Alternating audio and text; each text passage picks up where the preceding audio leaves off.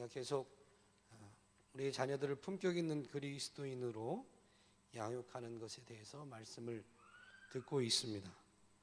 품격 있는 자녀, 하나님의 형상을 회복하는 자녀들인데, 그러기 위해서는 하나님을 사랑하는 자녀로 양육해야 된다라는 것, 그리고 하나님을 사랑하는 것이 결국 무엇인가? 하나님의 계명을 지키는 것이다 라고 말씀드렸습니다. 하나님의 계명은 내 이웃을 내 자신같이 사랑하라라는 것입니다. 이 하나님의 계명을 지키는 것을 방해하는 것이 세상인데, 세상에 있는 문화를 지난주에 세 가지를 살펴봤습니다. 첫 번째가 자기 이익만을 추구하는 문화, 두 번째는 모든 것에 값을 매겨서 평가하는 문화, 그리고 그런 모든 것을 기반으로 해서 이익을 근거한 관계를 맺어가는 문화가 오늘날 세상의 문화인데, 이런 것들이 하나님의 계명을 지키는 것을 방해한다라고 말씀드리면서 결론으로 이 피조 세계가 하나님의 아들들을 기다리고 있는데, 세상의 문화, 세상의 것을 쫓아가면 하나님의 아들들이 육신적 존재로 전락하게 돼버린다라고 말씀을 드렸습니다.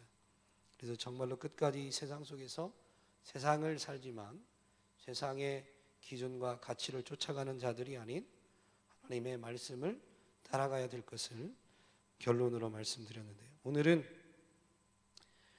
하나님의 말씀 계명을 요약하면, 물론 우리가 알고 있는 대로 첫째는 하나님을 사랑하는 것이고 두 번째가 이웃을 사랑하는 것입니다.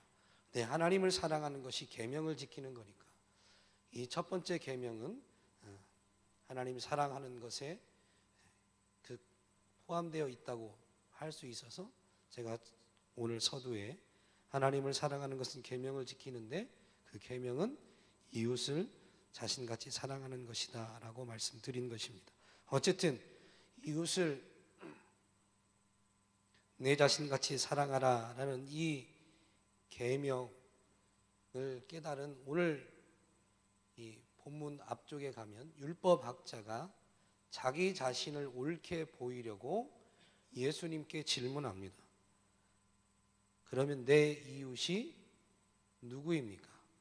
율법학자의 이 질문, 내 이웃이 누굽니까? 라는 질문을 한 의도가 그 앞에 자기를 옳게 보이려고 라고 되어 있는 거 보면, 율법학자는 그렇다면 내 이웃은 누굽니까? 라고 한 질문은 율법학자 나름 자기가 생각할 때 자기의 이웃을 사랑하고 있다라는 것이죠. 그래서 예수님이 지금 율법에 대해서 얘기했으니까 율법에서 너의 이웃은 이런 사람이다 라고 말씀을 하시면, 제가 그런 사람들을 사랑하고 있습니다 라고 자기 자신을 과시하려고 했던 것입니다. 그런데 율법학자가 질문한 그 의도대로 예수님이 말씀을 해주시지 않죠. 답변을 해주시지 않죠. 도리어 오늘 우리가 잘 알고 있는 선한 사마리아인의 비유를 쭉 말씀하시고, 이어서 오히려 예수님이 질문하십니다. 그러면 네가 생각할 때에는 누가 강도 만난 자의 이웃이 되었느냐라고 질문합니다. 예수님의 이야기를 듣고 나서 그 율법학자의 생각의 변화가 있었는지 없었는지를 지금 예수님이 확인하시는 거죠. 그러면 율법학자가 처음에 생각했던 자기를 옳게 보이려고 내 이웃이 누굽니까? 라고 했던 질문에는 율법학자는 율법 안에서 답을 갖고 있었다는 것이죠. 율법에서는 우리의 이웃을 뭐라고 정의할까요?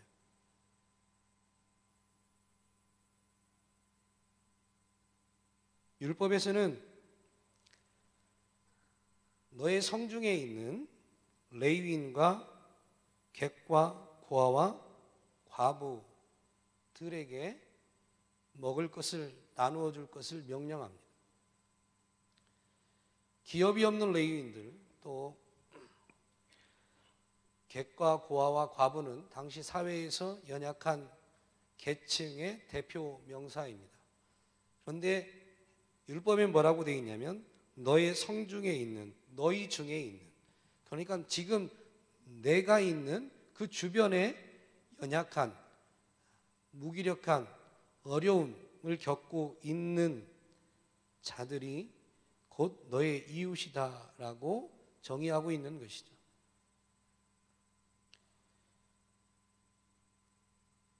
자기를 옳게 보이려고 한 이 율법학자는 지금 자기 주변에 있는 사람들, 객과 고아와 과부에게 나름 선행을 베풀고 있었다라고 예측할 수 있습니다. 그런데 예수님은 질문의 방향을 바꿔버리죠. 오늘 이 사마리아인의 비유를 들으면서 누가 강도 만난 자의 이웃이 되겠느냐. 이웃이란 단어를 사실 사전에서 찾아보니까 가까이 있는 사람, 근접해 있는, 접해 있는, 어쨌든 거리상으로 가까이 있는 사람을 이웃이라고 이야기하더라고요.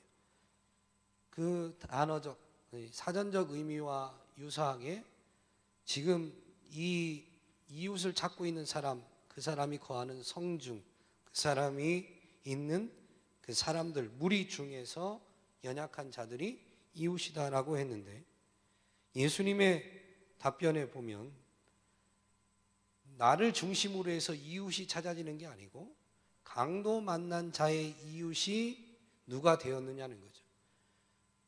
누군가 도움을 필요로 하고 있는 사람에게 누가 이웃이 되어 주었느냐, 주어가 바뀐 겁니다.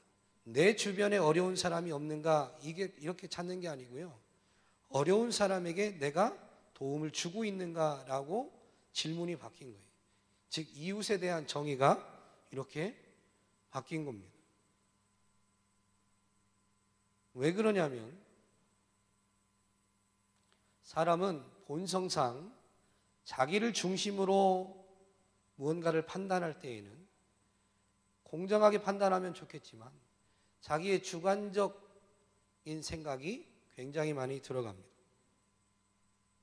이것을 뛰어넘는 방법은 나를 중심으로 해서 생각하는 게 아니고 도움을 필요로 하는 그 사람, 거기서부터 시작될 때에 진정한 이웃이 나타나게 되기 때문입니다. 이 비유를 통해서 우리는 어떻게 해야 자비를 베풀 수 있는가, 이웃을 사랑할 수 있는가를 살펴보려고 합니다. 오늘 예수님이 말씀하신 선한 사마리아인의 비유에 보면 어떤 사람이 예루살렘에서 여리고로 내려가다가 라고 되어 있습니다. 예수님이 말씀하신 강도 만난 사람은 유대인인지 또는 사마리아인인지는 말씀하시지 않으셨습니다. 그런데 이야기를 들어보면 추측은 할 수 있죠. 예루살렘에서 여리고로 갔다. 예루살렘, 그리고 단어가 예루살렘에서 여리고로 올라갔다고 그래요? 내려갔다고 그래요? 제가 지금 좀 전에도 얘기했는데 내려갔다라고 씁니다. 내려갔다. 그러면 여러분, 우리는 우리가 표현할 때 서울을 올라가요? 내려가요? 왜요? 왜 서울은 올라간다고 표현할까요? 그러면 부산은 올라가요? 내려가요? 왜요? 대한민국의 수도가 서울이기 때문에 대한민국 사람은 대한민국에서 생각할 때 서울을 중심으로 생각합니다. 나는 대전에 살고 있는데 부산을 갈 때 부산을 내려간다. 남쪽이어서 말하는 게 아닙니다. 서울이 수도기 때문에 그 수도를 중심으로 생각하니까 대전에서 서울 갈 때는 올라간다고 말하고, 대전에서 부산 가는 거는 보세요. 서울과 대전에서 부산은 더 아래에 있죠. 그래서 내려간다고 표현합니다. 그러면 그 중간에 있는 도시들을 한번 생각해 보세요. 여러분 수원 갈 때 내려간다고 그래요? 올라간다고 그래요? 내려간다고 그래요? 올라간다고 그래요? 올라간다. 수도를 중심으로 생각하게 되어 있습니다. 만약 이게 남과 북의 문제면 우리가 옆으로 가면 올라간다 내려간다라고 할 때 그냥 야 옆으로 가 이렇게 하지 내려간다라는 표현을 잘 안 합니다. 이게 이제 기본 대한민국에 사는 사람들의 이제 보편적 생각이죠. 그럼 유대 땅에 사는 유대인들이 볼 때 예루살렘 중심으로 사니까 그 예루살렘에서 여리고로 가는데 어떤 사람이 예루살렘에서 여리고로 내려간다라고 표현한 것을 보면 이 사람이 유대인임을 추측할 수가 있습니다. 그런데 유대인이 지금 길에서 강도를 만났는데 강도에게 맞아서 거의 죽게 되었습니다.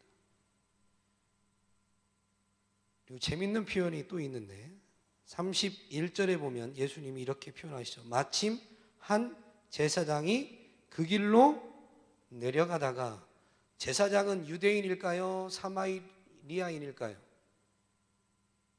제사장은 확실히 유대인입니다. 그런데 유대인이 즉 제사장이 그 길로 내려갔다고 그래요. 예루살렘에서 제사장도 무슨 일인지 볼 일이 있어서 예루살렘에서 여리고로 가는 그 길을 갑니다. 그런데 그도 내려간다라고 표현을 하죠. 그러니까 어떤 사람이라고 표현한 이 강도 만난 사람은 유대인일 확률이 굉장히 높습니다.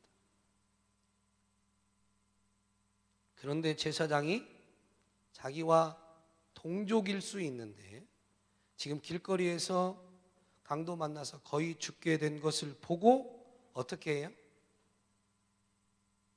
보고 지나갔어요? 그 앞에 단어가 하나 더 있습니다. 성경을 잘 보시면 31절에 보고 피하여 갔습니다. 이렇게 가다가 강도 만난 사람을 딱 본 거죠. 잘 보고 있습니다. 무섭게 생겼네요. 이렇게 피해 갔습니다. 피해 갔다고 되어 있습니다. 피하여 지나간 겁니다. 여러분 제사장이 왜 피하여 지나갔을까요? 지금 이 이야기를 누구에게 해주고 있다고요?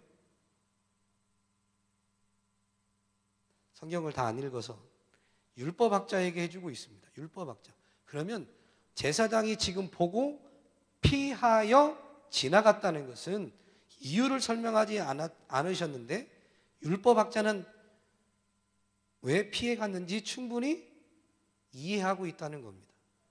율법에는 시체를 만지면 일주일 동안 부정한 자가 되고요. 제사장, 그 다음에 나오는 레위인도 똑같습니다만 제사장이나 레위인들이 부정하게 되면 정하게 될 때까지 그 일주일 동안은 제사장의 직무, 성막에서 수종드는 레위인의 직무를 할 수가 없습니다. 일주일 동안.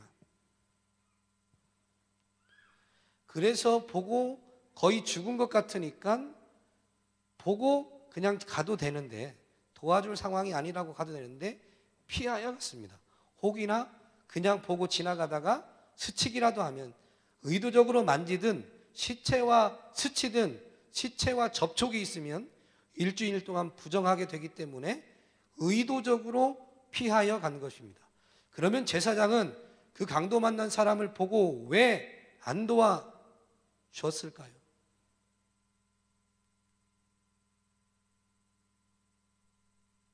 레위인은 역시 왜 보고도 피하여 지나갔다는 것은 왜 그들은 제사장과 레위인들은 이 강도 만난 사람을 안 도와줬을까요? 첫 번째는 그 일주일 동안 부정한 자가 되어서 자기의 일을 하지 못하기 때문입니다. 지금 한 사람이 거반 죽어갑니다. 한 사람의 생명보다 자기의 일이 소중한 거예요. 여러분 천하에 어떤 것이 어떤 일이 생명보다 소중한 일일까요? 그런데 지금 제사장과 레위인은 자기의 일이 생명을 살리는 것보다 더 소중하다고 여긴 겁니다. 그래서 지나가는 거예요. 그리고 이 이야기에 율법학자가 토를 달거나 하지 않습니다. 율법적으로 볼 때는 이해가 되는 항목이었으니까요. 또 하나 추측해 볼 수가 있습니다.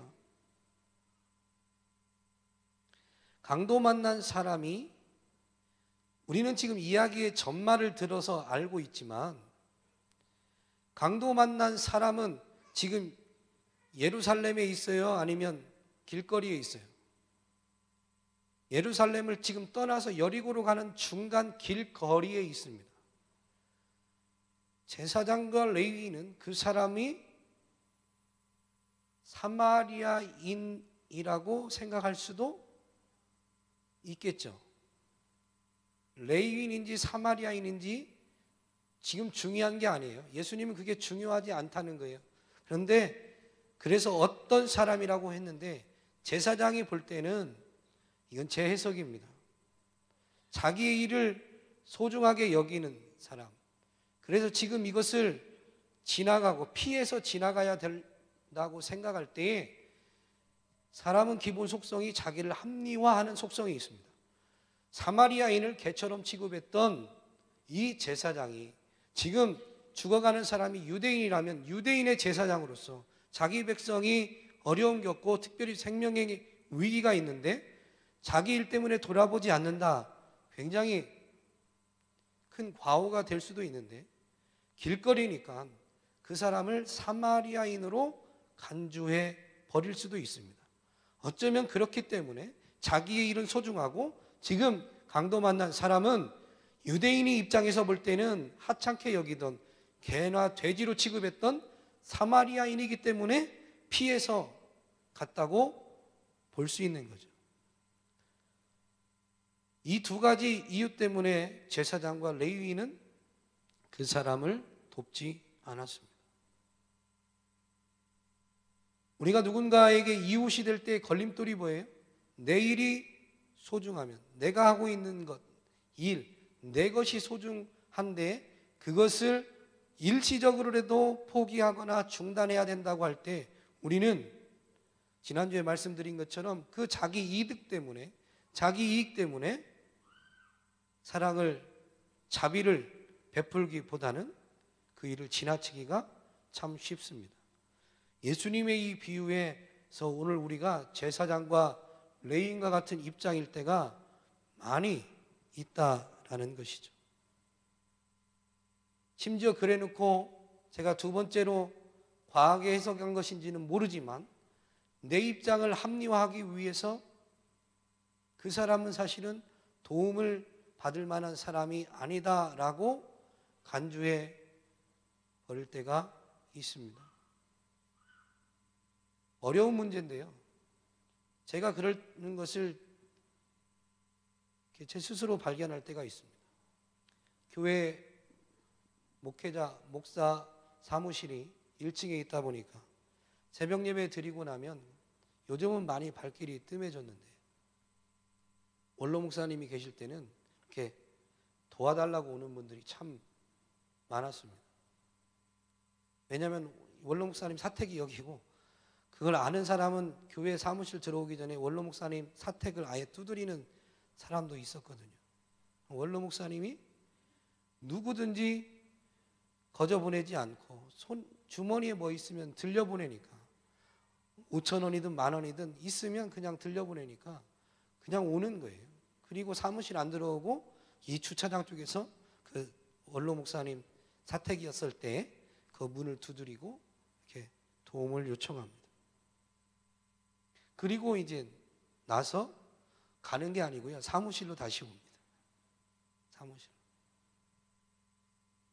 자주 오는 분은 안면이 트여가지고 이렇게 인사도 합니다. 목사님 오늘 좋아 보이시네요. 네, 이렇게 인사까지 하는데 이렇게 안면몰수할 수도 없고. 근데 매번 그러니까 여러분 어떻게 생각하세요? 도와줘야 된다고 생각하세요? 아니면 이거 준다고 저들이 올바른데 쓰지 않고, 들은 얘기지만 돈 줘봐야 가서 식사할 때도 있지만 술 마시고 또 그대로 살다가 다시 온다. 도와주고 싶은 마음이 없는 거예요. 제가 그냥 이렇게 판단해 버린 거죠. 2번, 3번, 4번 봤다는 이유로 저 사람들은 그걸로는 도와주는 게 아니다라고 선을 긋고 있는 제 자신을 발견했습니다. 그래가지고 한 번은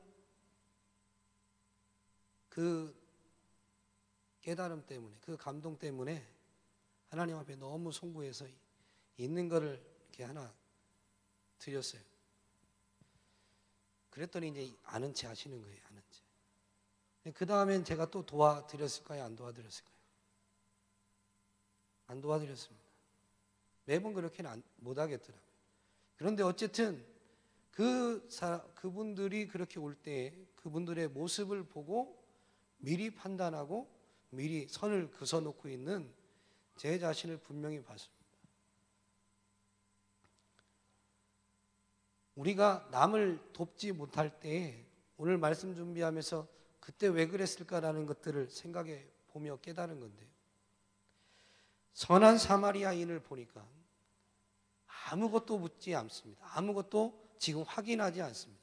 그 사람이 거반 죽은 것만 보고 불쌍히 여겨서 도와줍니다.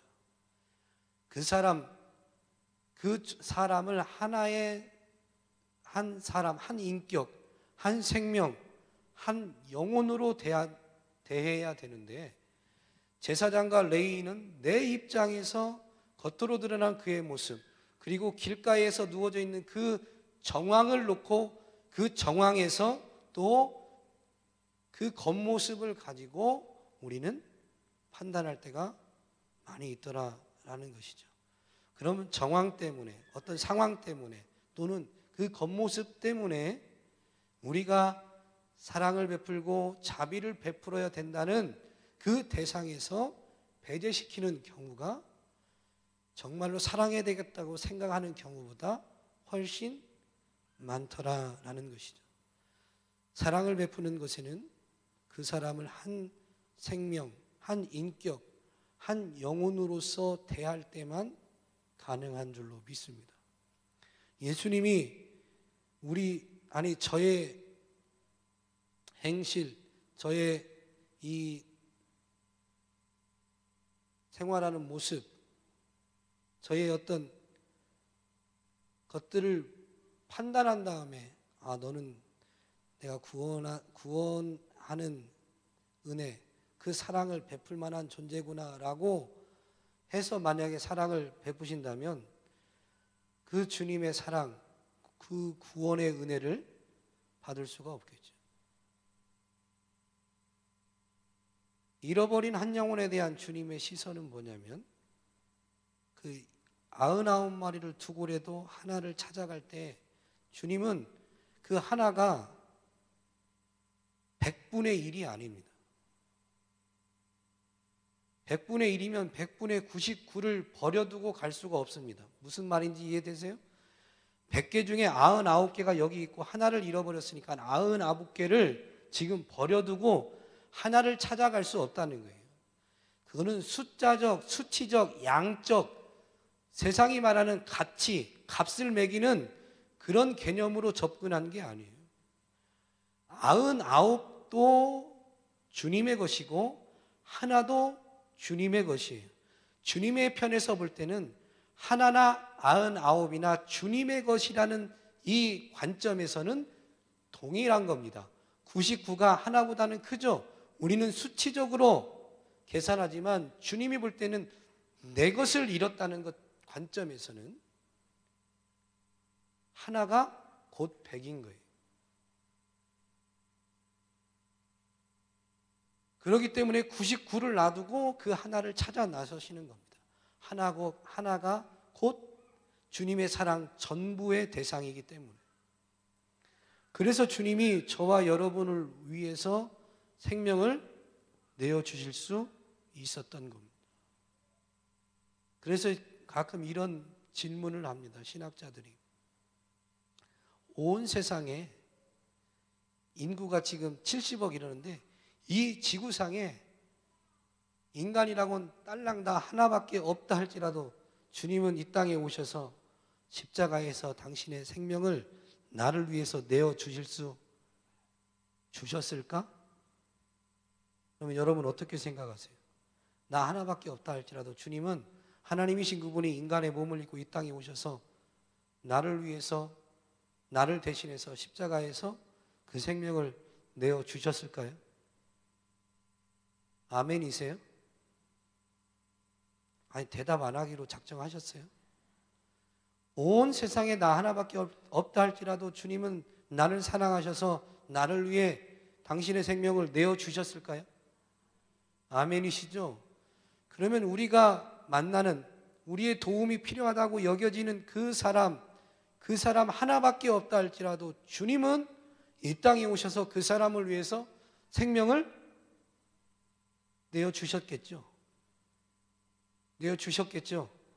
그 영적인 관점, 그 영혼의 그 사람이 지금 어떻든지 그 한 영혼을 위해서 주님이 분명히 생명을 내어주기까지 사랑하셨다라는 것이 우리는 깨달아지고 보여져야 될 줄로 믿습니다.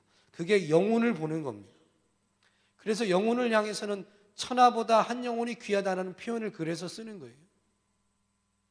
그 영혼으로 보는 관점, 그 사람의 겉모습, 그 사람의 현재 상황, 이런 것을 넘어서서 하나의 생명, 하나의 영혼으로 바라볼 때에 그가 무언가 도움을 필요로 한다면 우리는 그 영혼을 보고 불쌍히 여기게 될 것이고, 우리에게 있는 것으로 선한 사마리아인이 했던 것처럼 이것이 손해다 이런 생각이, 이런 접근이 아니라 불쌍히 여기게 된 그 영혼을 위해서 내 것을, 내게 있는 것을, 언제나 사랑을 실천하는 때는 우리에게 없는 것으로 사랑을 실천하도록 요구하시지 않았습니다.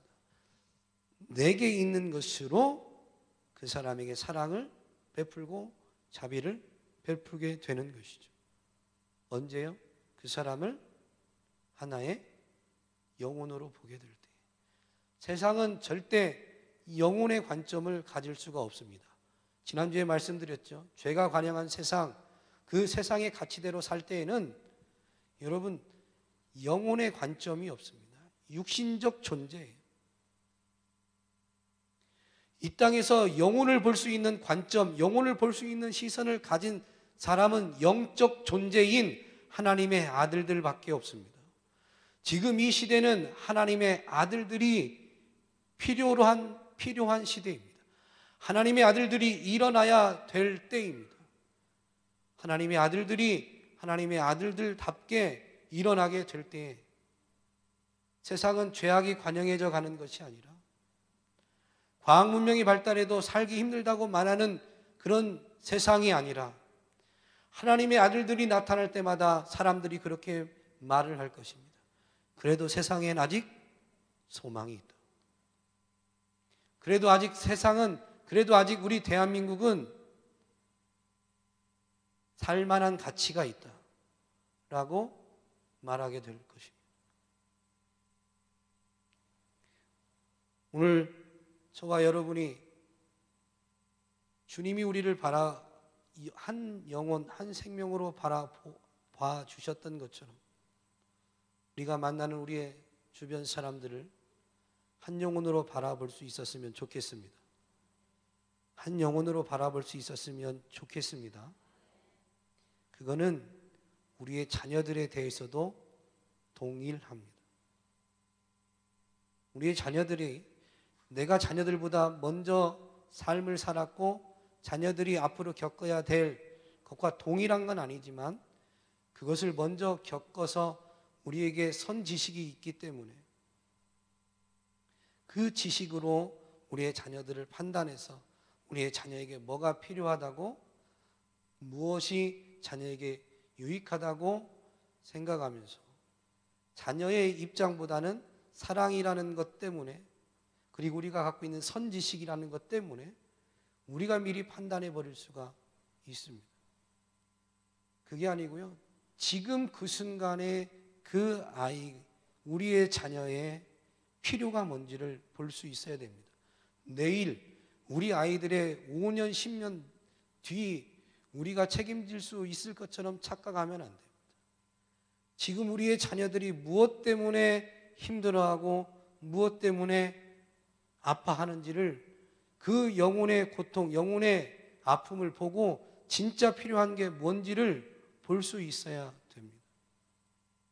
그럴 때 우리는 정말로 진정한 사랑을 우리의 자녀들에게도 베풀 수 있고, 그 진정한 사랑, 참 사랑이 우리의 자녀들을 품격 있는 그리스도인으로 자라가게 만들어 줄 줄로 믿습니다. 2주 뒤를 기대하시기 바랍니다. 그 비법을 하나님의 말씀에 근거해서 알려드리도록 하겠습니다. 굉장히 중요한 건데, 어쨌든 오늘 이후로는 우리가 갖고 있는 기준, 또 그 사람이 처한 상황, 겉모습, 이런 것을 넘어서서 그 사람도 한 생명, 한 인격, 한 영혼인 것을 기억하시고, 주님이 나를 바라봤던 시선으로 우리도 그들을 바라보고 예수 사랑, 예수님의 긍휼과 자비를 베풀 수 있는 저와 여러분 될 수 있기를 소망합니다. 기도하겠습니다. 좋으신 하나님, 감사합니다. 이 땅을 살면서 우리는 세상을 쫓아가지 않겠다라고 결단하지만 세상의 기준들이 우리도 모르게 많이 스며들어 있는 것을 오늘 말씀을 나누면서 깨닫게 됩니다. 우리가 제사장과 레위인과 같은 모습이 아니다라고 하나님과 사람들 앞에서 호언장담할 수가 없습니다. 우리 안에 이런 모습이 너무너무 많습니다. 내일이 소중해서, 또 그 사람은 내일을 보호하기 위해서 그 사람 자체가 사랑받거나 섬김받을 사람이 아니라고 간주해 버릴 수가 있는 우리 자신을 보게 되었습니다. 주님, 우리로 하여금 선한 사마리아인과 같이 그 사람을 불쌍히 여길 수 있는, 그 사람 자체를 한 생명으로, 한 인격으로, 한 영혼으로 바라보면서 긍휼히 여길 수 있는 주님의 마음이 우리 마음 가운데 심겨지게 하여 주옵시고, 주님의 마음으로 우리 마음이 충만하게 채워지게 하여 주셔서 가까이 가정에서부터 겉으로 드러나는 것으로 판단하고 정죄하는 것이 아니라 정말로 그 또한 주님이 생명을 내어주셔서 사랑한 영혼임을, 그래서 우리도 사랑해야 된다는 것을 잊지 않고 감정이 아닌 우리의 의지와 지성을 총동원해서 하나님의 명령 앞에, 내 이웃을 내 자신과 같이 사랑하는 그 명령 앞에 순종하게 하여 주옵소서. 가까이 우리의 가족 구성원들부터, 우리의 주변에 있는 사람들부터 정말로 무엇 때문에 영적으로 신음하고 고통하고 있지 않은지는 볼 수 있게 해주시고, 그들의 필요를, 그들의 아픔을 어루만져주고 채워줄 수 있게 하여 주셔서 우리를 통해서 예수 사랑, 예수님의 긍휼과 자비가 흘러가고 증거되게 하여 주옵소서. 오늘도 어머니 기도에 달려오면서 귀한 예물을 주님 앞에 올려드립니다. 사랑하는 자녀의 앞길을 주님께서 열어주실 것을 소망하며 감사 예물을 마음에 소원 담아서 1000번째 예물을 올려드렸사오니, 주님이 진정으로 우리의 주님 되심을 이 믿음의 고백에 응답하여 주심으로 나타내 주옵소서. 내 믿음대로 되리라 하셨사오니 믿음대로 되어지는 은혜를 간증하게 하여 주옵소서. 모든 영광 주님께만 올려드리며 예수님의 이름으로 기도하옵나이다.